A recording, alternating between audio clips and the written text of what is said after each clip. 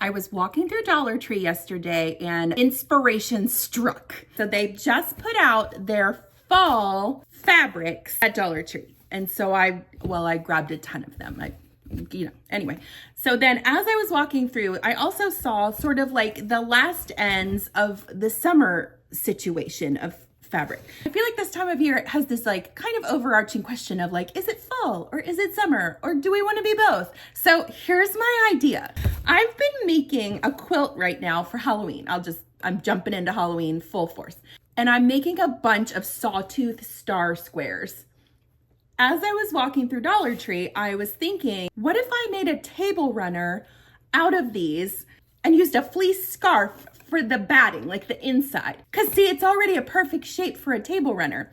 Then when I got home, I was like, I wonder if those sawtooth stars fit on the scarf. Well, you betcha they do. So today we're going to make a sawtooth star table runner for your table, which can be indecisive because one side is going to be for fall and the other side is for summer. So you can finish up with your summer decor and then switch it to fall, or you could do fall and winter. The winter fat quarters are coming out soon, I'm pretty sure, at Dollar Tree. Or you could do fall on both sides. You could do like fall on one side and like spooky Halloween on the other side. I'm not sure what Dollar Tree is going to carry, but of course there's other stores that carry fat quarters. I'm going to stick to Dollar Tree products because I want this to be accessible and approachable to everyone. So stay with me because we're going to make something really fun out of all of these fat quarters. I'm not using all of them. I will keep a running total because I haven't actually made this yet. So this will be the first time for all of us. Let's get started. These sawtooth stars are 10 inches across. So I'm gonna do, I believe, 5 sawtooth stars going all the way across this fleece scarf. And that'll be like a pretty good sized runner. Let's see, that'll take me to 50 inches. Yeah, I think that'll be perfect. So since this fleece scarf is just around 60 inches, I'm not gonna cut it at all yet because you never know when plans might change. So we'll just put this aside. The next thing we need to tackle are these sawtooth squares. I went ahead and ironed my 3 fat quarters that were autumn themed from the Dollar Tree. I had this other one, this like foxes one, but it's the prints are a little too big, I think, for the sawtooth stars. So I'm gonna save that for another project. And what I think I'm actually going to do is I'm gonna do 3 blocks of this print, and I'm gonna use white for the accent on the star. So this part will be the autumn colors and then this part will be the white color because I think a white would really pop these prints. And then I think this one I'm gonna save for another project again because it's a little bit too big for what I'm trying to do. But I do feel like this would be adorable with 2 stars out of this. So far I'm using $3.75 worth of fabric for this backside.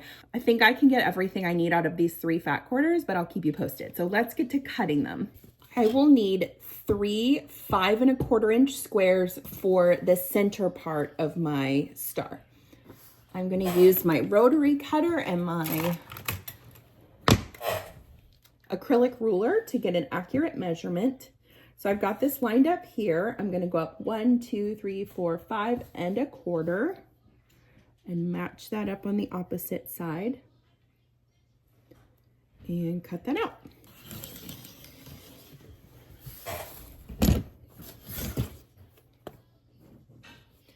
From this strip, I'm gonna cut 3 5¼ inch squares. 1, 2, 3, 4, 5¼ Lovely. You want to use prints that might be a little smaller when you're making these smaller sawtooth stars because otherwise when you cut them up and sew them in the half square triangles, they're not going to show up real well. So these smaller prints are ideal. So there's 2 and then a 3rd. And then I need 4 3¼ inch squares for each block, so 12 total. So again, I'm going to pull this down on my cutting mat, make it even with one of the inch measurements, measure up 3¼ cut that out. I think I'll need probably 2 of these. So I'm just gonna go ahead and cut a second one, and we may need 3. I don't think so though. Although math is not my forte.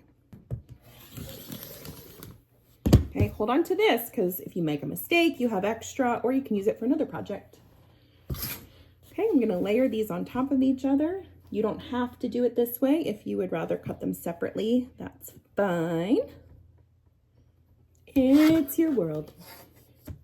So 3 1/4, and I'm looking for 12. So I've got 2, 4, 6. I don't know if we're gonna make it. 8. We might be okay. No, we're not okay. 10.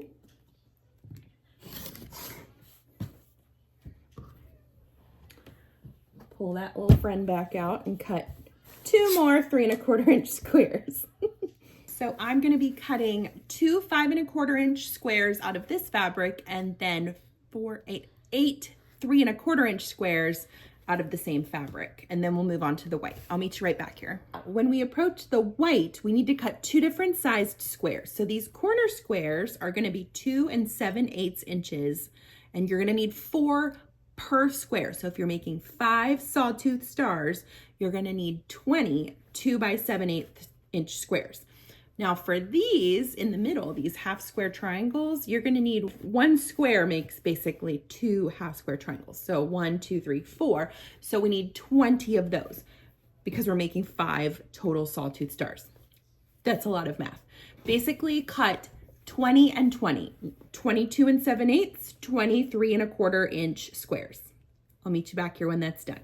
It turns out for the white squares, you're going to need 2 fat quarters because you have to get a little bit extra out of that second one, but you do have this much left over, which is great because you can use this for other projects. The next thing I like to do is lay out all of the pieces in a little pile for each square that I'm going to need. So I need 4 of those white 3 1/4 inch squares, and I need 4 2 7/8 inch squares.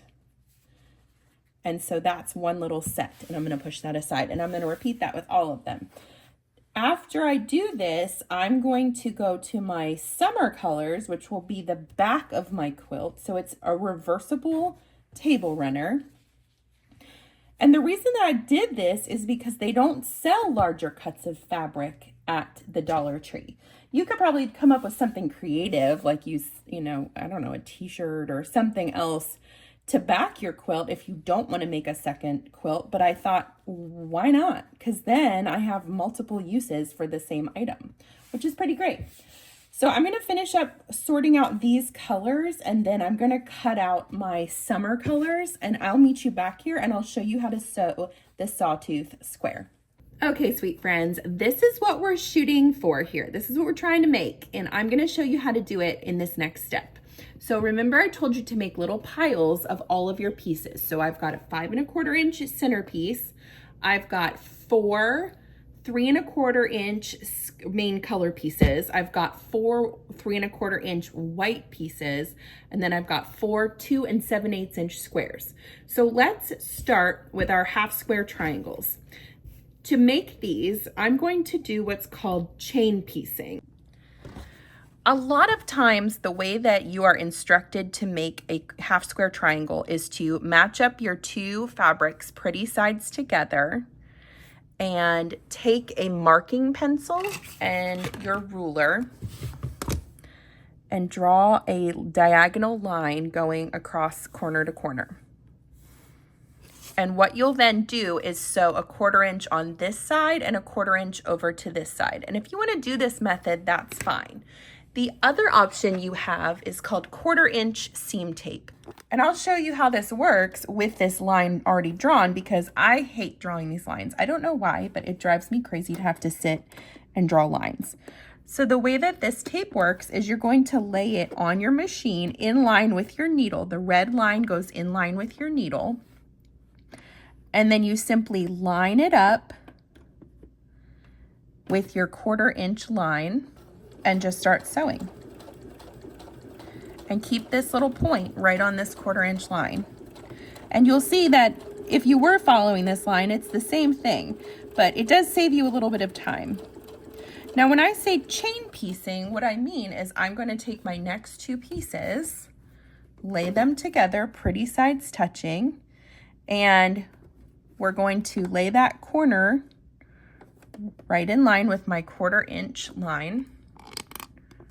See the 1/4 inch line? I'm going to put my corner right there, and my other corner is in line with my other 1/4 inch line. And we're going to keep on sewing.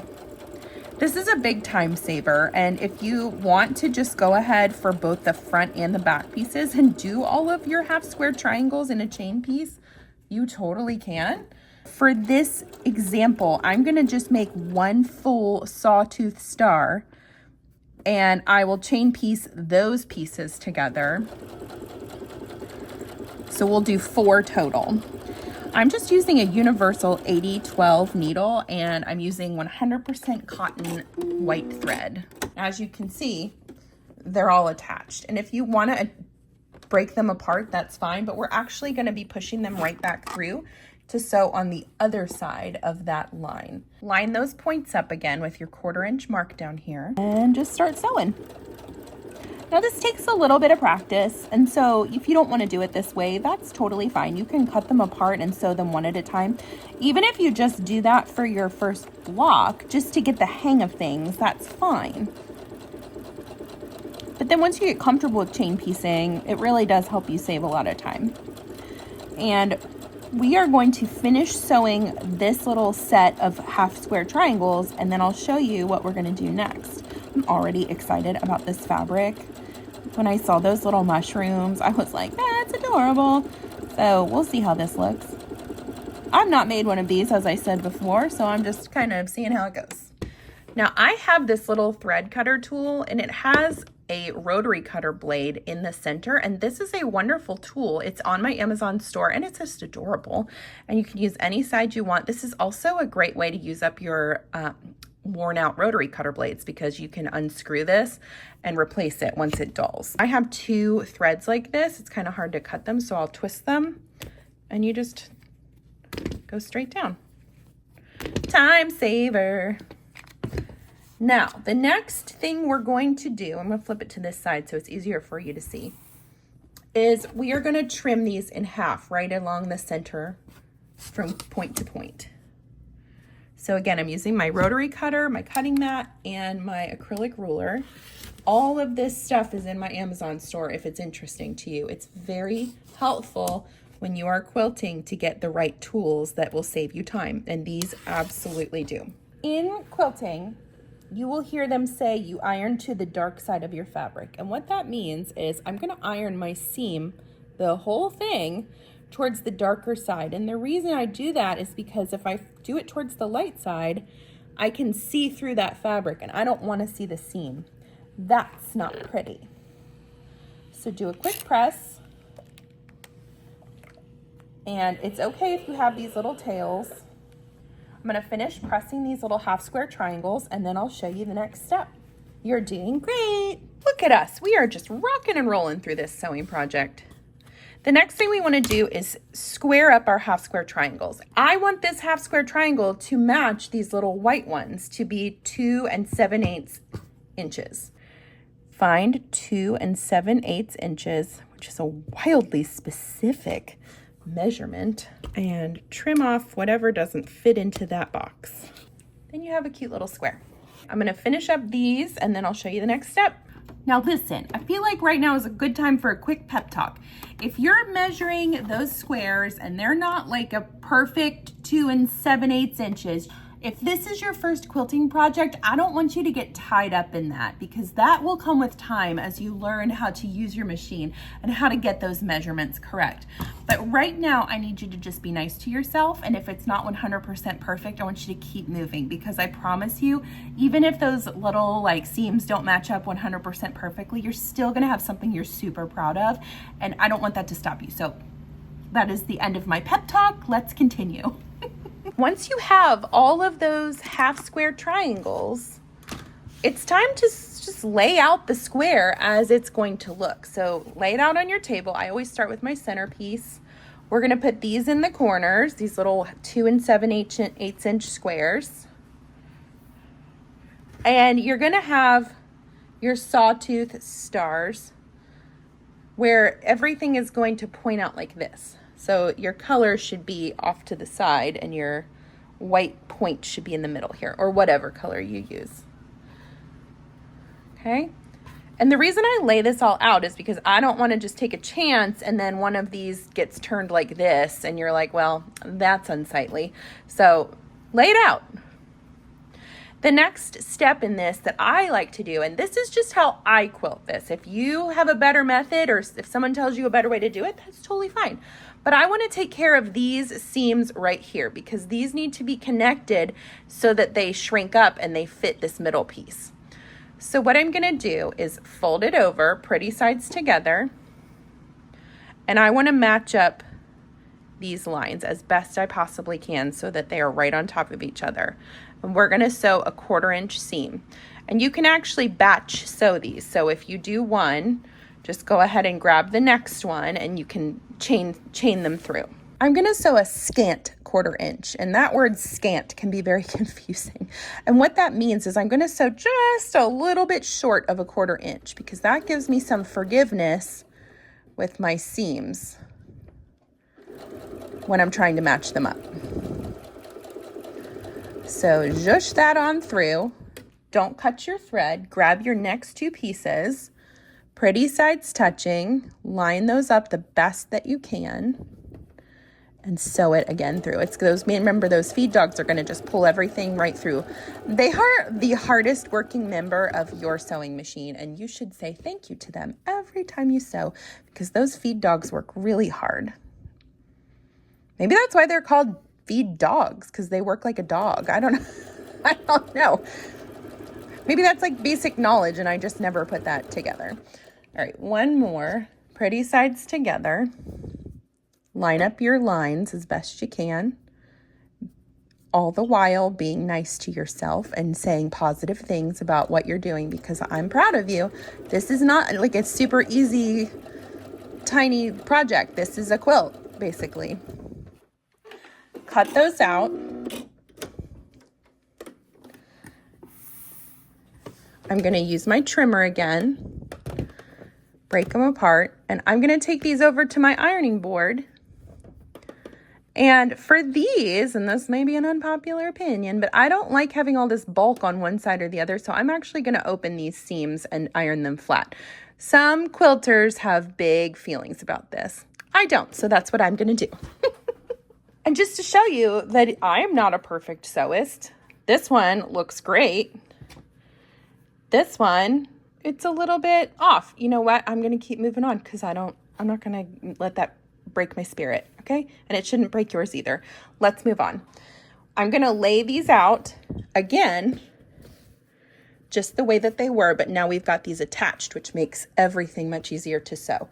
And I'm going to batch or chain sew these as well. So the way that I do this is I'm going to sew this full seam first. So to do that, I'm going to flip this guy over,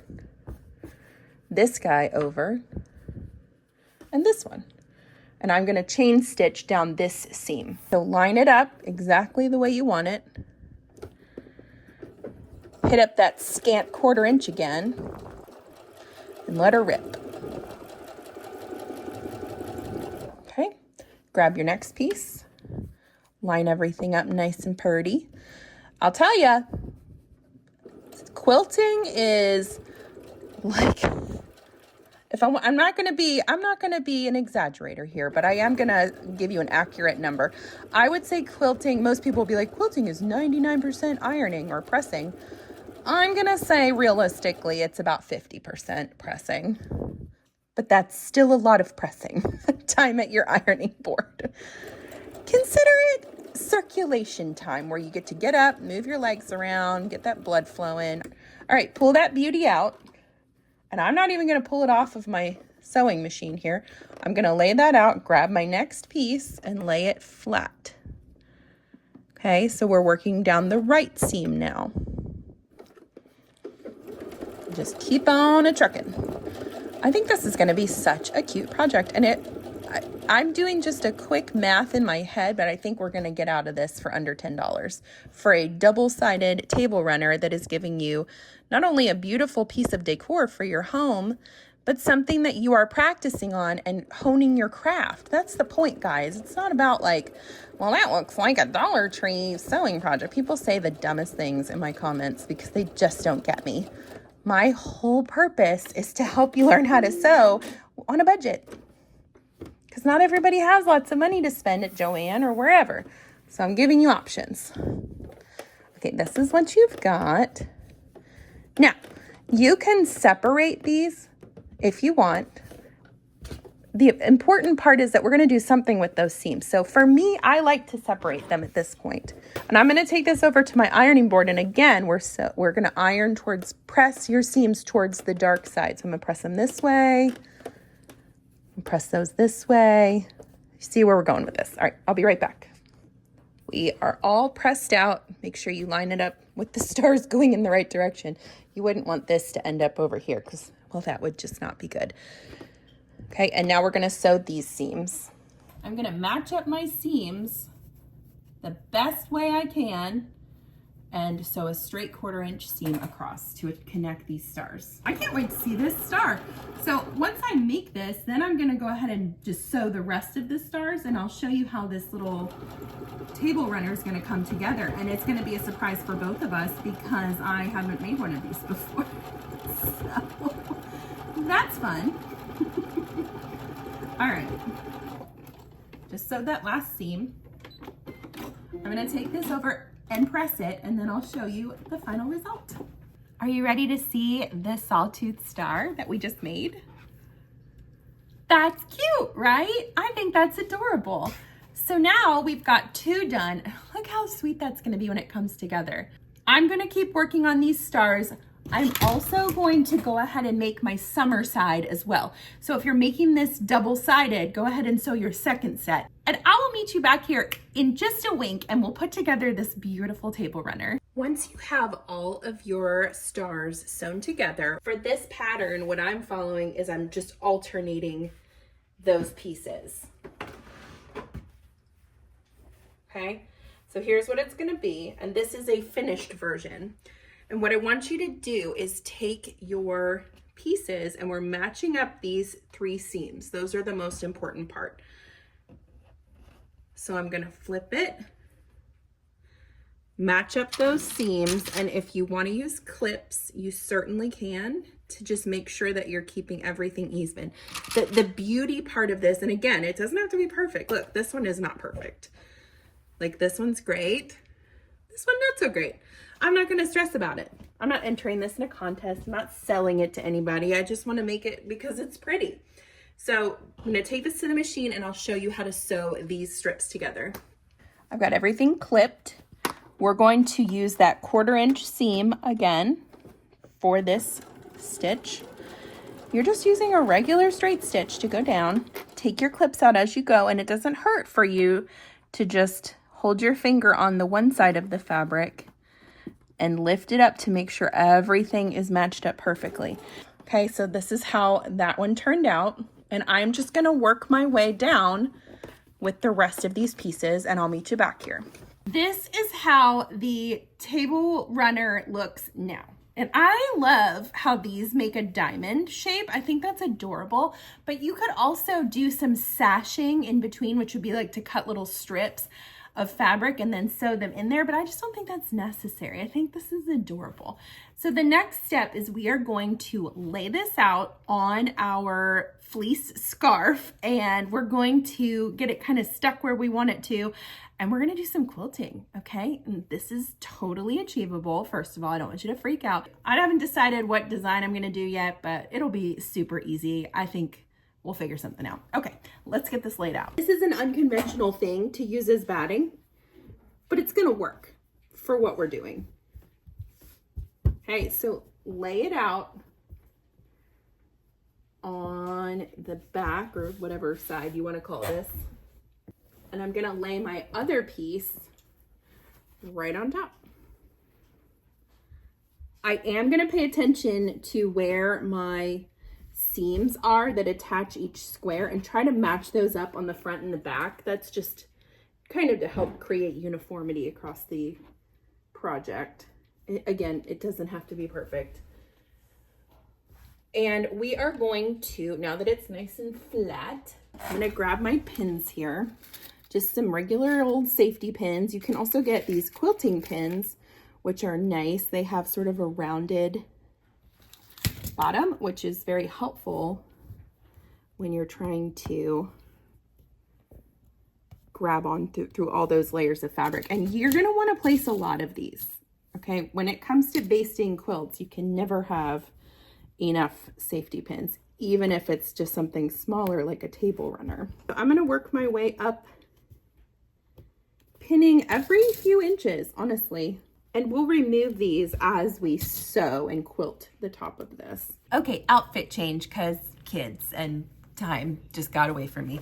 I want to show you how to quilt this little table runner, and we are going to do it in a very beginner friendly way because I know that this can feel stressful. When I was learning how to quilt, I felt like the quilting part was an insurmountable thing, and it's actually not. It's very simple, and there are stitches on your domestic sewing machine that can handle a little table runner or even up to a king size quilt if you're feeling sassy. One thing I do want to point out is your manual is extremely helpful when you're trying to pick a stitch for how you want to quilt your quilt. Now, if you want to just do straight line quilting, that is totally great. That will look wonderful.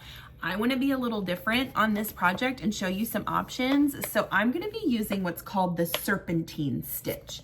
And on my machine and in my manual, this gives you all the information that you need. Tells you what type of stitch it is. It tells you the type of foot you need to use on your sewing machine, which in this case is an N foot. Looks like that. And it will also tell you what the auto settings are for how it's going to initially set itself up. So this is going to set itself up with a stitch width of 5 and a stitch length of 1 millimeter. And I'm going to change some of that. And I'm going to do them going across the width, okay? And I'm going to start in the middle of my quilt. So let's find our middle spot. And I'll show you how to do this very simple quilting technique that you 100% can do, okay? I still need you to believe in yourself. I'm going to show you the serpentine stitch, and I actually did a few of them on this black piece of quilting fabrics. It was a practice run, and it's also a way for you to see what this looks like.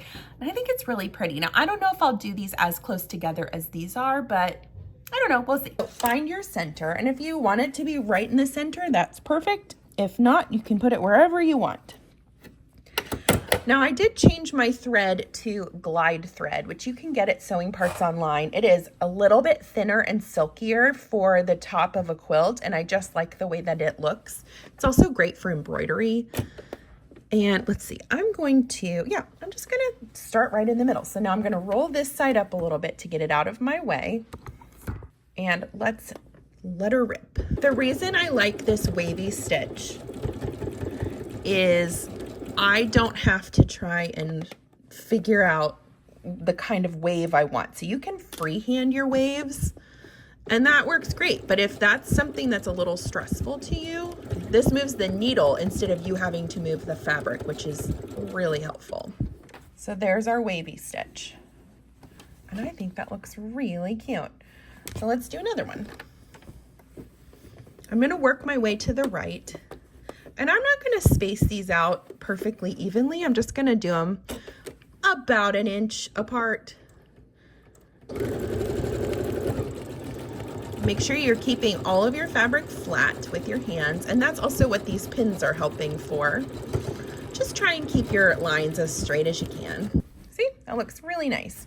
So I'm gonna continue to work my way down this side, and when I'm done, I will come back and show you. Now, the quilt police may come after me over this one, and I don't care if they do, whatever. When I get to the end of a line, here's how I handle this. Instead of cutting the thread, which in my opinion weakens the stitches, because if you cut your thread at the end of every row, I feel like that's giving you opportunity for those threads to come loose even once you sew the binding on, because they're not locked into anything. So I will run my stitch off by 1 stitch And I will lift my presser foot, and now this is free to move about the cabin. And I will carefully turn the work, find my next spot that I want to quilt at, lower the presser foot back down, and proceed on the route. And what this is doing is giving you an unbroken piece of thread that's going to get covered up by the binding anyway. Now, the only time that this would get cut is if you were trimming up your quilt and needing to even it up a little bit. But even then, I feel like, I'm gonna do it again here. So I'm gonna go off by 1 stitch. It's now free to move. And I'm gonna turn the whole thing, lower the presser foot back down, and keep going. Move it over just a little more. Even if you are cutting some of that when you even up your quilt, I still feel like that's less broken threads to come out of the stitching than if you hadn't done it at all. So, I don't know. I would love to hear y'all's thoughts on this. I'm sure there are like way more professional ways to go off the ends. I know some people pull up their bobbin thread through the bottom. Whatever works for you. I have found that if I do this, it is very seldom that a thread will come loose on the top, like the beautiful quilting that I just did as I wash and use the quilt. We've got one side done. And I think that's cute. It's simple, it's different than straight lines, gives it a little bit of zhuzh, a little excitement, and it looks good on both sides. So here's the thing about the wavy stitch, or even just a meandering like stitch as you go kind of thing. That I feel like if you're a beginner is a really good option for this type of table runner with the star pattern, because if you tried to follow these lines with a reversible quilt, you would get yourself in a mess, especially if you're trying to stitch in the ditch.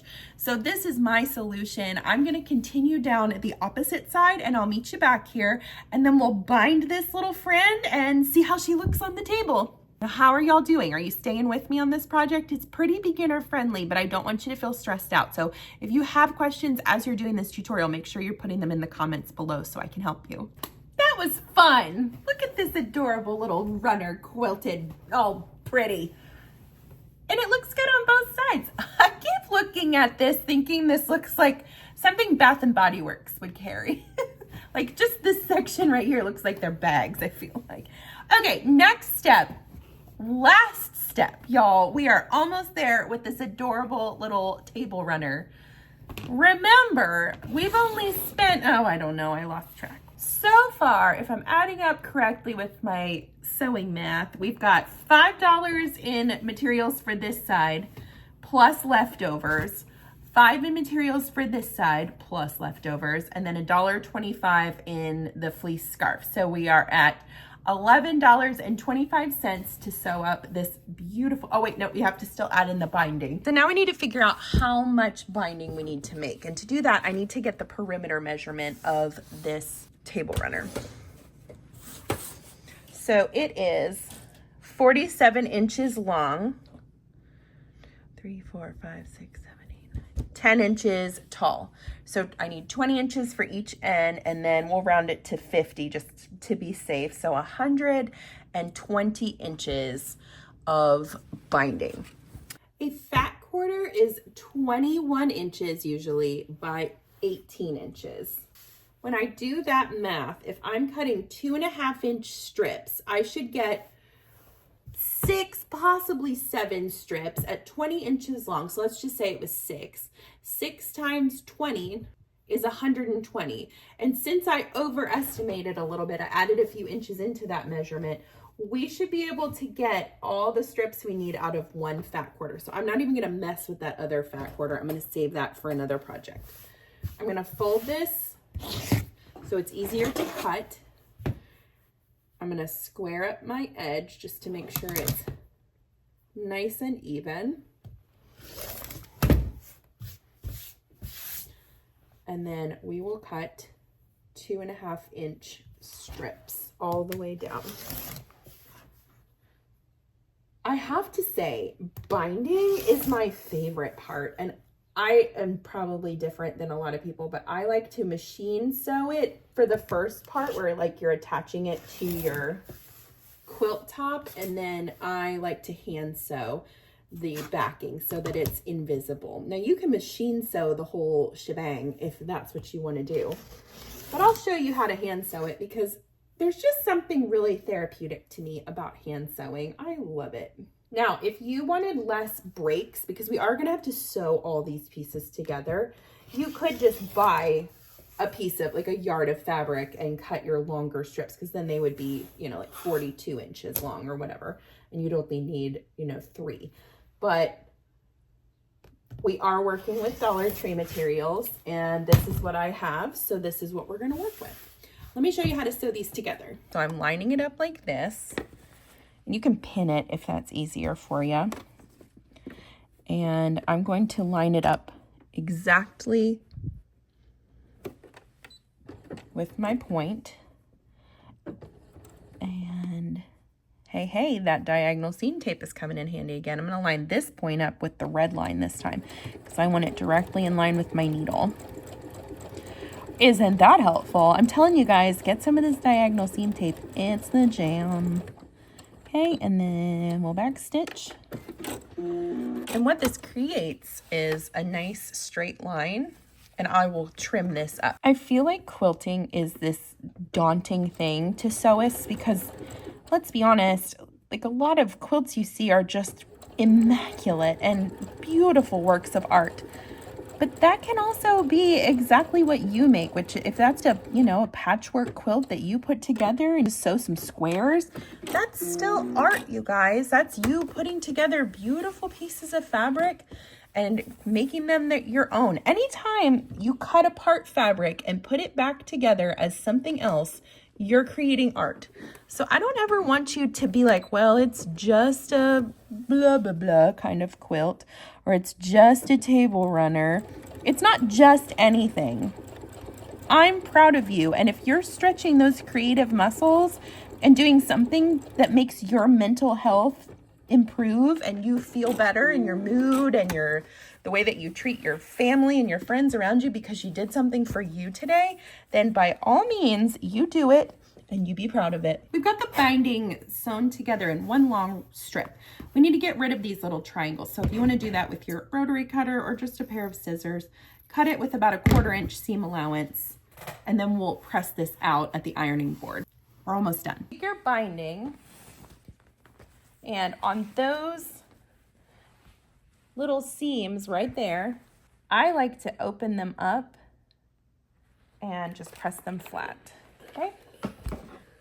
On the wrong side of your fabric, fold one edge up to meet the other long raw edge and press this as evenly across the entire length of the binding as you can. Let's sew the binding to our table runner. Find the end of your binding, grab some of your sewing clips, and I like to start sort of near a corner because I just like to tackle a corner right off the bat because it makes me feel empowered. You can place this wherever you want. So you're going to take your end and lay it on either side. Since this is a reversible quilt, there's really no right side. But if you were doing this on a regular quilt, you would lay it on the front, the pretty side of your quilt. And you'll line it up with that raw edge. Clip it into place. Now here's the trick. I am not going to start sewing right at this edge. I'm going to work in about 2 inches and start my 1/4 inch seam right there. And I'm going to clip it one more spot. I'm not going to clip it the whole way around because we're going to have to do a little tricky trick on this mitered corner. We are starting 2 inches in, and I'm sewing at 1/4 of an inch. Start with a back stitch. Make sure everything is squared up nicely and start sewing down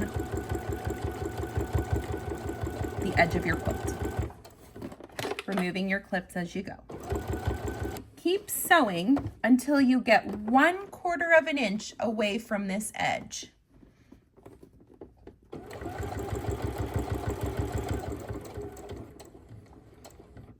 I am at 1/4 of an inch. I am going to back stitch, lock in those stitches, and I am cutting my thread. Don't freak out. This is totally how you do this. Lift your presser foot. I'm going to show you this really up close so you can see what I'm talking about here.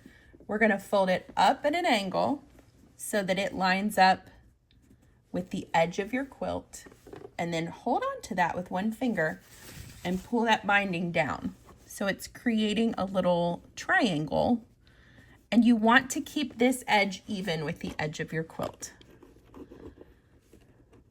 Clip it, and we're going to start stitching 1/4 of an inch seam allowance, but we want to back stitch all the way back to the edge of your quilt, okay? And then start stitching in again. This is going to be how you miter your corners, which is a beautiful technique that helps your corners look extremely professional, but it's really not a lot of work. I think people get upset or nervous because it feels a little overwhelming at first, especially if you're new to quilting. But once you start learning how to properly miter your corners, you will never think about it again. It's just like driving a car. You just get to these corners and you do it. I'm going to show you again. We're approaching that second corner. I'm going to stop 1/4 of an inch away from the edge of my quilt, back stitch, cut the thread, lift your presser foot and pull it out. Turn your work, fold it up so that this little corner touches this corner, and then fold it back down. Slide it back under your presser foot at 1/4 of an inch seam allowance, back stitch, and go on your merry way. That is mitering corners. Look at you, you sewing wizard. Bet you didn't think you were going to do that today, huh? I'm going to continue to work my way around the corners of this quilt, and when I get close to the end, I'm going to show you how to finish up attaching the binding. I am approaching where my beginning is, and so I'm going to cross these over, and I'm going to sew maybe another inch and back stitch, cut my thread, and I'm going to get my scissors, and I'm going to cut this extra piece to right where this is, like the beginning of my stitches, so that they overlap. Take one of your tails and fold the edges in to create a finished end. You can iron this if you feel like it. You can finger press it. That's what I typically do. Give it a good squeeze. And then lay your raw edge tail inside that piece. Okay, make sure everything is nice and flat. And then just finish sewing that 1/4 inch seam as you were, making sure to capture all of your layers in between.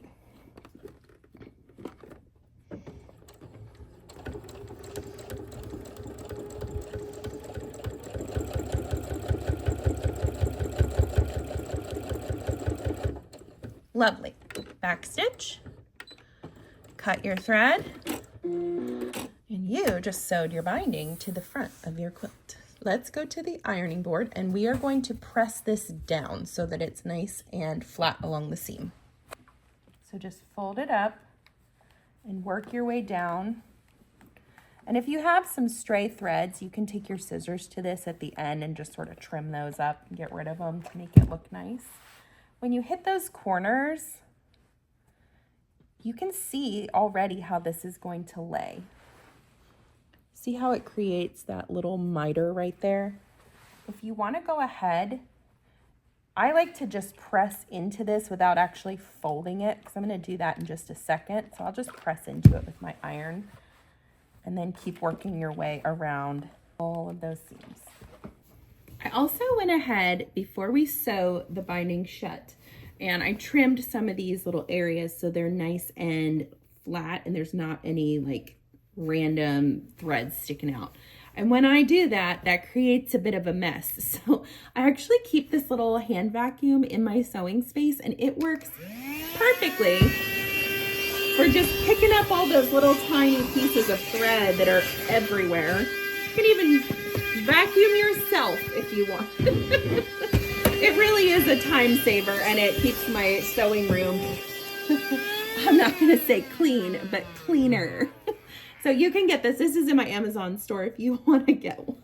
They're really helpful. Time for some hand sewing. I'm gonna grab my needle and my cotton thread again. Run out a nice long piece. Thread that needle and tie it in a knot. This is how I tie my knots. I lay my thread down on my finger and wrap it around the needle like 4 times, and then grab onto this little section and loosely hold it while you pull it down. And the knot travels under your fingers and creates a perfect little knot. And the way that I hand sew this is I'm going to start by going in the fabric and grabbing just a few little fibers, pulling my needle, and then I usually just tuck that knot right up in there so it disappears. And I'm going to go at an angle from underneath. I'm going to go down underneath where I was, push up maybe a 1/4 inch away, grab just a couple of threads from that fabric and pull, and then repeat it. So you're going at an angle. This is a good time to go down in your living room and put on Little House on the Prairie and prop your feet up and see what Laura is getting into today, because it takes a little while. This is a very invisible stitch. If you're doing machine binding, you typically are going to see the stitch unless you are really good at it, which I just am not. And I like the clean look of the back of a quilt having just no stitches if possible. So you're going to do this nice and slow. Like I said, put on a show, put on your favorite episode of something, and sit and do this. I'm going to work my way around the quilt, and then I will show you the finished result. Are you excited? I'm excited. I mean, I can see it right now, obviously, but it's different when you put it on your table. Get a little idea of how much awesome work you did, especially when you used all Dollar Tree materials and you spent less than like $13 on all of the materials for it. It's all about thinking outside the box, you guys. One of the big things that I am passionate about on my social media is making sewing accessible and approachable to everyone. So whatever your financial status is, wherever you live, if a craft store is not something that is near you, Amazon maybe doesn't deliver to your house, or you just don't buy online, I am trying to give you options, and it's not just going to be limited to the Dollar Tree. The last several months have been, because I just think it's so much fun to find what they have in there. But I've got tutorials on the way with things from Marshall's, things from Dollar General. It's just about opening your mind and seeing, if you're passionate about sewing, how everything can really become a sewing material if you think through it hard enough. It's that kind of accessibility, I think, that will encourage other people to learn how to sew and make things that they love. So you can see from the front, this is nice and clean, and it's also really nice and clean on the back. I'm gonna keep working through it, and I'll show you the end. Y'all thought I was kidding. As you approach your corner where we need to do the miter, go ahead and sew all the way up to where your 1/4 inch seam line is. So I've sewn all the way to that 1/4 inch seam line. And now I'm going to turn my work and fold that miter down so that these two corners are matching up, and I've got a thread sticking straight out of it. And I'm going to go underneath and poke it up through. You can do that twice if you want to. Then turn your corner, and you're going to just proceed as you were doing before. So go down underneath and pop up, back up through, and keep going down the line. And you'll see that you have a really pretty mitered corner